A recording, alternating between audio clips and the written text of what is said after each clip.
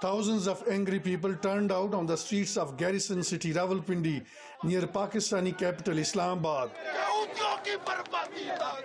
The mass rally condemned the UAE government over its decision to normalize diplomatic ties with Israel, to whom they called an apartheid illegal state. Similar rallies were also held in other major urban centers in Pakistan.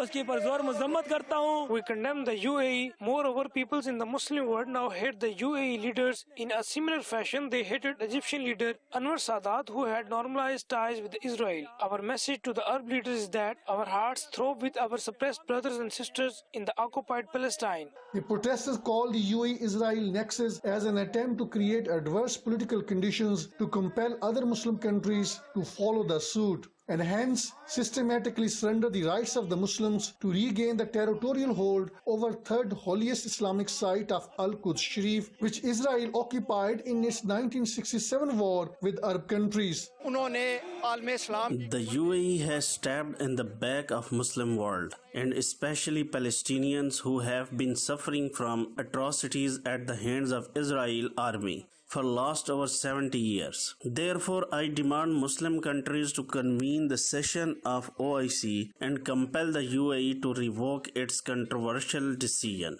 Pakistan has never recognized diplomatically Jewish state since it illegally occupied Palestinian land in 1948.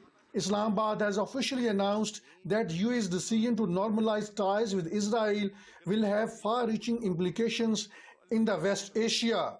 The official statement argued that Pakistan has an abiding commitment to the full realization of legitimate rights of the Palestinian people, including the right to self-determination.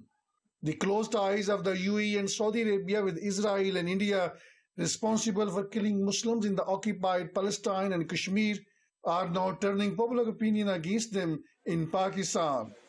It is unprecedented in Pakistan to witness such a public anger against the UAE government after it normalized ties with Israel.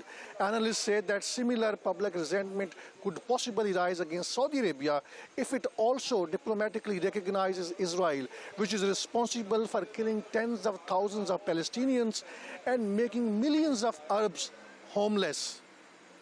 Javed Rana, Press TV, Islamabad.